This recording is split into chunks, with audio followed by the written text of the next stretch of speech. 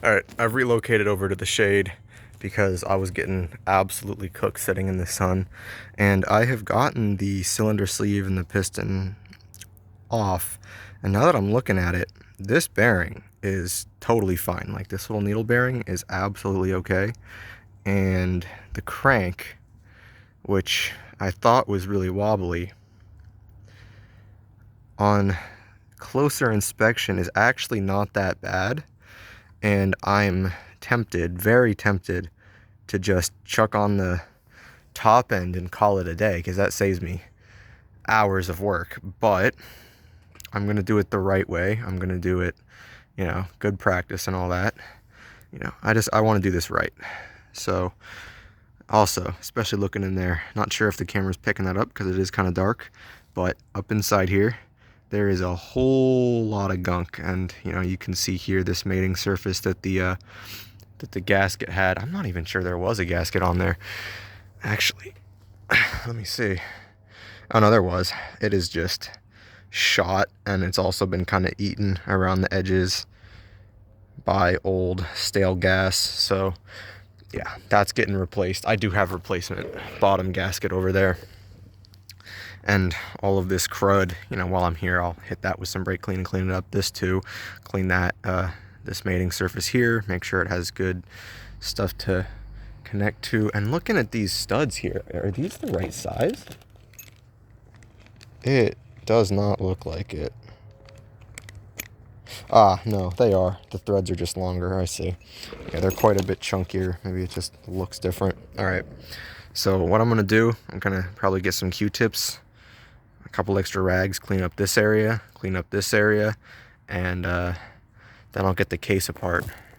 I have gotten the stator out. I've gotten the flywheel cover, and the flywheel is under here. Little rubber thing, a little grommet that goes right there, keeps it waterproof up in here. And a whole lot of icky nastiness that has leaked through. I didn't think I was gonna have to reseal the whole motor, but yeah, I thought this was just built up dirt and grime. I didn't think that was like a whole leaky gasket, but that's very much what it's looking like. I think I'm gonna have to replace that. Now, I don't know if it's something like RTV, like liquid gasket, or if you actually need like a proper one.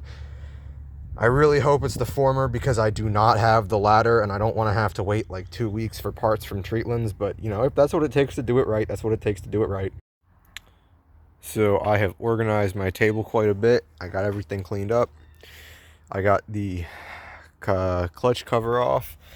Didn't know that there was fluid in here. Didn't know that there was even a gasket there. Nothing I read said that was there on an E50 motor. I must have just missed it. So lo and behold, when I went to unscrew that thing, and a gallon of fucking, it wasn't a gallon, but it was a ton of like transmission fluid just squirted out all over my friggin' workspace. I basically pissed my pants because I had all my stuff right there.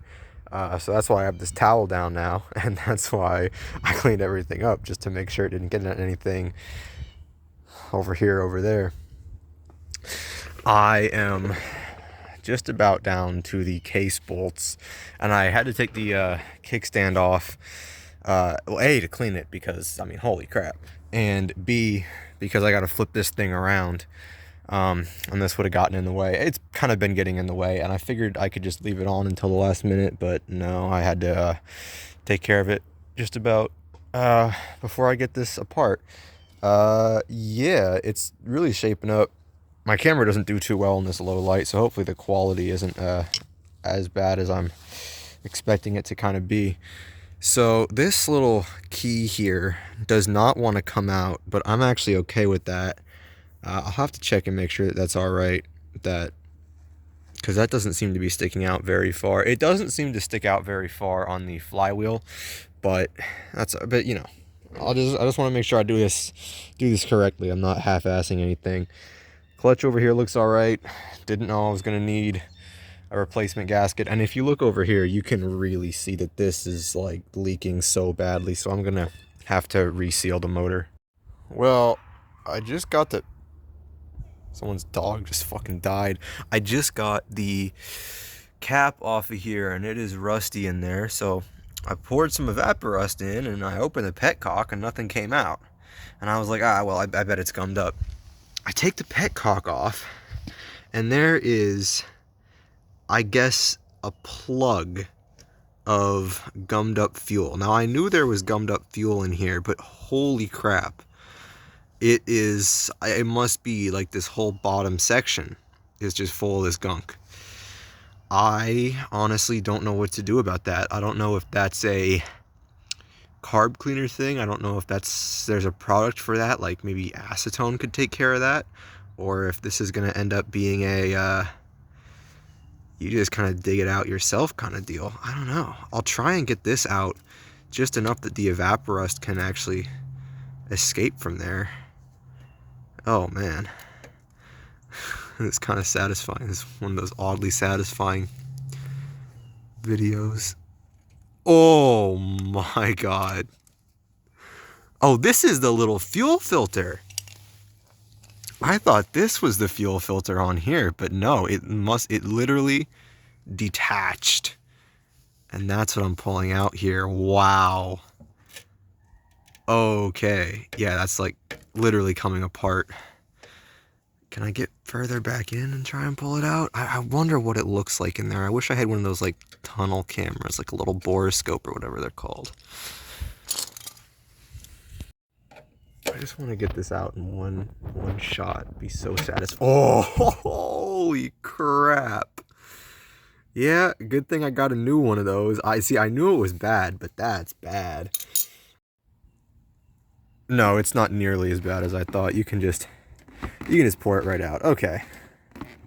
Yeah, you gotta have a little bit of angle to it, but I guess fuel does really just pool up right there. Huh.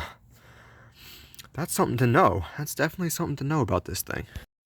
Over here somewhere I have a new petcock. I'm pretty sure it's over on that side. I had to move it inside because sun's kind of setting. It's getting cold. I don't want to sit out here covered in, you know, old stale gasoline and getting bitten by mosquitoes. I'm going to pick this back up in the morning. There we go. I knew I had it here somewhere. And I just realized what an idiot I am. This thing literally has a curved... Oh, wait, no, it doesn't. I was going to say it has a curved pickup, but this curves up. I guess it, you know, it goes in there. Maybe it's indexed so it turns down. But then the fuel line is... I don't know. I imagine they would have accounted for that when they were designing it. I have the tank filled up fully with Evaporust because I had it soaking overnight, but I didn't get enough, so I had to kind of lay it on its side, get half, flipped it over, got the other half. But, you know, I just, you know, picked up some more, figured I'd do it a bit better, get all that crud out of there. And then I had to go run and get a new impact, well, another impact, because this one is a 1/2-inch drive and this one is a 1/4-inch hex drive, and I needed to get the case bolts off to actually split that open. And I still got to run to like AutoZone to get some RTV, to get some assembly lube, stuff like that, to really get it back together all the way. Got to get a bearing puller, but that's a Amazon thing, not a Harbor Freight thing, because theirs was like $100. It's coming along really nicely. Just got to get the last couple of tools that I'm going to need, and I think I can have it back together definitely by the end of this week if shipping times allow. I got it. I got it. I finally got it. I have used like 7,000 cans of these. I have used gallons of PB Blaster, and I finally got it. Let's go. Okay, so I have gone through 4 bits, probably a gallon of PB Blaster, and more propane than the UAE has produced in the last 70 years. But I got all of the case bolts off, except for this one, which was sneaking down here that I didn't even notice. And I just have it soaking in like a little pool of PB Blaster. I'm going to leave it and come back to it. But this one literally took a solid 5 or 6 or 7 applications of PB Blaster and then heat, then hitting it with a hammer, then hitting it with the impact. And I went through 2 bits just on this one alone. I don't, words can't even describe. So like, I don't know how possible it's going to be to actually split this case open, because I guess Puch used super glue to get this shit together, or like cement, because this is no ordinary RTV. This comes straight from like Superman's home planet, and I feel like I'm gonna need some kryptonite spray to actually eat away at this crap and open it up. Okay, okay, there is absolutely no way. So I just got these two screwdrivers in here to split the case apart, and I like brace down on here with one hand, and I'm pulling up on here, and I just like yank it, expecting that it would just resist me, and I need to get like a jackhammer or a crane in here to open it up with some heavy machinery. It just lifts right out. So why were the screws so hard to get out? Before I do any serious rebuilding, though, this case is 7,000 different kinds of musty and crusty and nasty, so I'm going to take this over and definitely clean that crud out. Not sure if the camera is picking it up, but this thing has looks like it's been grilled. Right, so I went ahead, I cleaned this. I actually got a new workbench. Oh, got a new workbench yesterday, so I actually have much better space to take care of this kind of thing versus over here where it's all my parents' kind of stuff, and then I got my workbench that I need to my workbench, it's some card tables, so actually having a space that I can like seriously work on this is nice. With, you know, it's got a light and a pegboard, and I can put all my crap up here. Anyway, I took this, I cleaned these cases. It looks a ton better inside and out. One of the oil channels, I think in the bottom half, was actually blocked. So that's why you octuple check everything when you're building a motor, because that would have caused a catastrophic failure. I don't know how it didn't when the motor was together, actually. There was, I think it was this little bit right here of dried, crusty something. Thankfully, it's not a flake of metal, but I think it might be like transmission fluid or whatever. Got in one of the little oil passageways and would have burnt out a bearing had that motor ran for much longer. The case, I've done my best to polish it with like a wire wheel, some Scotch-Brite, and WD-40 that I had lying around. It looks a ton better, but you know, there's camera's not really picking it up, but there are some like marks here from when I just couldn't, you know, this is not a very precise polishing implement. So I got some Mother's mag and aluminum polish on the way to hopefully take care of the rest of that. And at some point I'd like to get a new one of these, or maybe 3D print one, because this one's pretty beat up. But you know, the priority isn't the little details like this. The priority is to get the motor back together and running, which thankfully is actually on the way now. I had to wait for a couple more parts to come in. I had to go run out and get a bunch of stuff, workbench, etc. So I can actually resume working on this now. Not a whole lot left to do, really, just kind of get it all back together, get the bearings on, get the new crankshaft in, that kind of thing. And as far as the rest of the bike goes, the clutch, I don't know what I'm going to do about that. Might just leave the stock one in, might upgrade it, remains to be seen based on how this motor performs. The brakes definitely need rebuilt, definitely need new shoes. The suspension, I looked online and I thought the suspension was actually collapsed in front, but apparently that's just how it is, and new suspension is pretty reasonably priced, so I might go through and just replace the suspension if I'm going to be taking apart the forks anyway. Any more than that, I know that the front tire doesn't hold air, but the rear one does. Might just go through and replace both of them, and I'm considering doing a disc brake conversion. Just, you know, if this thing is going to be hitting 45, 50 on a, you know, flat road, disc brakes would be safer. But I do want to try and keep this as original as possible. Factory paint, all that, and just get this thing up to highway speeds and stopping safely and riding safely, versus overhauling the whole thing and basically just turning it into a motorcycle. That's not the vision that I have for it. That's not where I want the project to go, like direction wise. I want it to just kind of be OEM plus, you know, a better motor so I can actually get 45, hit 45 on these back roads, so I'm actually keeping up with traffic, that kind of thing. Better brakes, better suspension, so it's just better overall, but still holds true to, you know, it's still a Puch. It's not just a motorcycle at that point. I have finally gotten the motor back together. I had to pick up a toaster oven to heat the bearings to actually get them on the crank because I don't have a bearing press. But it spins freely, it spins wonderfully. I just went and got some stainless steel case bolts because these are a lot sturdier and they're hex head, so they can hold up to more torque than the old ones that were like near impossible to get off. I did fuck up a few of those, so this is hopefully gonna hold the case together a lot more reliably, and the thread pitch is correctly matched to the case. And I'm getting ready to seal this motor back up. I'm just going to do a couple final checks. And I got my black RTV right here, gas and oil resistant, so it's perfect for these motors. Yeah, I think it's about ready. And then just going to get the final touches back on it before I can put it back on the bike and actually get it running. As the motor build is kind of nearing its end, I figured I'd start to look at the intake, the exhaust, that kind of thing.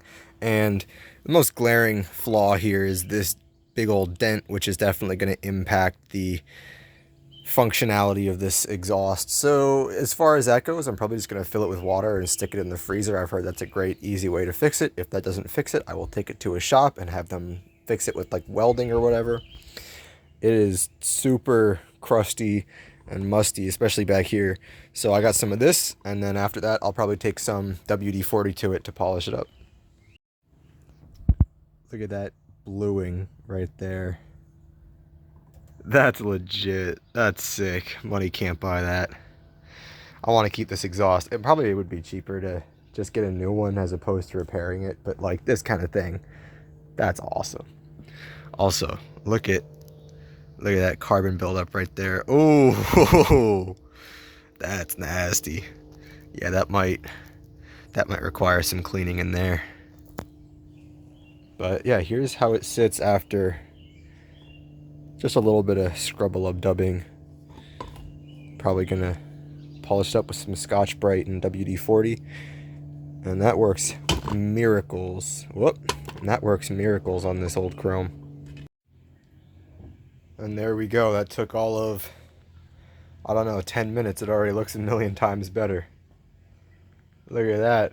That is mirror shiny. Just some WD-40, Scotch-Brite, and soap. Gotta love it.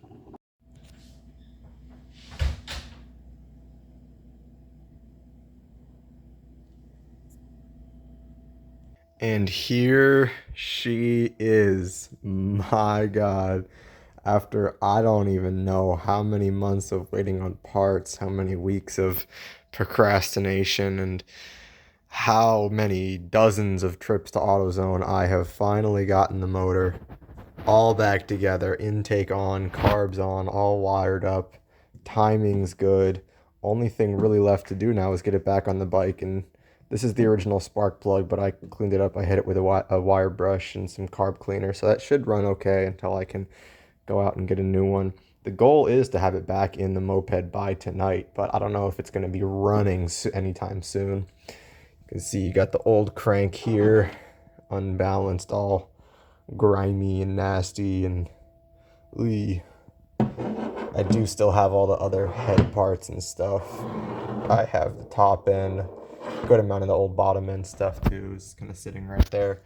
But yeah, you can see new seals all around, new bearings, new crankshaft, new carburetor, cleaned up the intake, polished everything.